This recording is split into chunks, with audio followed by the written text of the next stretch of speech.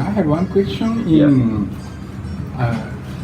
actually again in CoderDojo. How do they learn the security on internet? Like cybersecurity? Secure code or something? Oh, like for sure. Yeah, like how do our students do that? Yeah, I mean, honestly, we focus a lot less on what content do we teach. I think the reason why most people don't learn to code is not because there's a lack of resources and not because they don't know where to. It's that they're just not motivated to, and they don't realize that they can. So we focus on how do we get students super excited about programming, and then how do we make that part of their identity, and then beyond that, how do we provide the support to get them excited about going further than they normally would? So we start people with web development, but we also say that if you're still using our curriculum 6 months into your club, you've probably done it wrong. And you really, there are never lectures. It's all about fostering an environment where students are really excited to learn things. So what happens is there's always a subset of students that get really excited about security or get really excited or start building apps for the real world. And they're like, oh crap, the way I was dealing with passwords before will not work in a real production app, So you have to get better.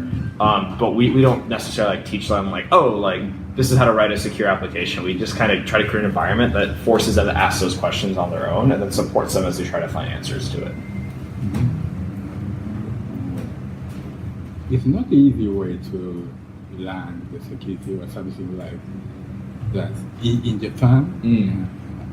No, because Japan is very なんて言えば平和ボケじゃないんだけどsafety society, so somehow not locked. なんて言えばいいのね。Lack the sense of security because of too peaceful culture. Yeah, we are not familiar with security sense. Like a sense of security when you take a different path, or security when you're actually writing code?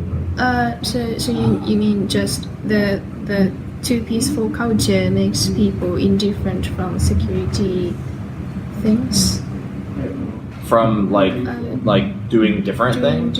And so including coding, but any kind of things like locking the door. Oh, I see. So people they're not secure. Yeah, they trust. Oh, I see. That's interesting. But in the world, internet world is very easy attack from the side. I see. So in more detail about that kind of thing that happen easily. Yeah, I see.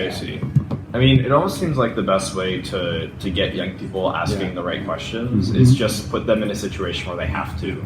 So what if they make a production web app and put it online and they start seeing all these crazy requests that start coming in, right? It's hard to make a web app and put it online and not see. I don't know if any of you have looked at the logs before when you release a web app.